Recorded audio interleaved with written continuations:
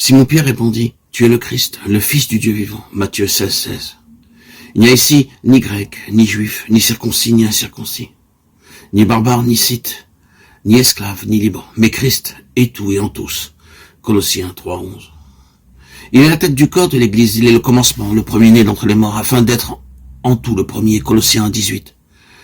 Afin qu'ils aient le cœur rempli de consolation, qu'ils soient unis dans la charité et enrichis d'une pleine intelligence pour connaître le mystère de notre Dieu et Père et de Christ. Colossiens 2, 2. Nous ne nous prêchons pas nous-mêmes, c'est Jésus-Christ, le Seigneur, que nous prêchons, et nous nous disons vos serviteurs à cause de Jésus, de Corinthiens 4, 5. Quel est donc le pourquoi de toutes choses? Pourquoi les anges, Dieu les créa-t-il accidentellement ou furent-ils créés selon le plan de Dieu? Pourquoi Dieu a choisi des hommes, envoyé des prophètes, donné le Sauveur, répandu le Saint-Esprit, construit l'Église et jeté les bases du royaume? Pourquoi faut-il que l'Évangile soit prêché jusqu'aux extrémités de la terre? N'est-ce pas afin que les pécheurs soient sauvés? Pourquoi devons-nous atteindre les pécheurs et édifier les croyants? Certains insistent sur le baptême, de parler en langue, la sainteté, l'observation du sabbat ou sur tout autre détail comme point central. Pourtant, quelle est la pensée centrale de Dieu? Dieu travaille en vue d'un but défini. Quel est le but de notre travail?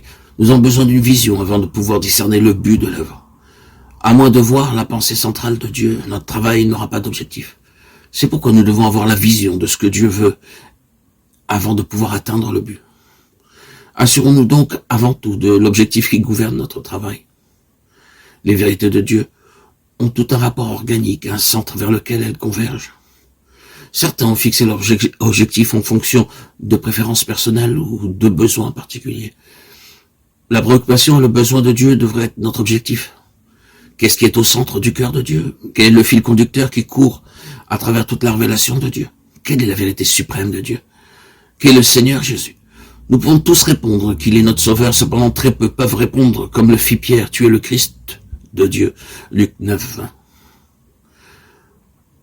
Ainsi, le point de convergence des vérités de Dieu, c'est Christ. Le cœur de Dieu n'est autre que Christ.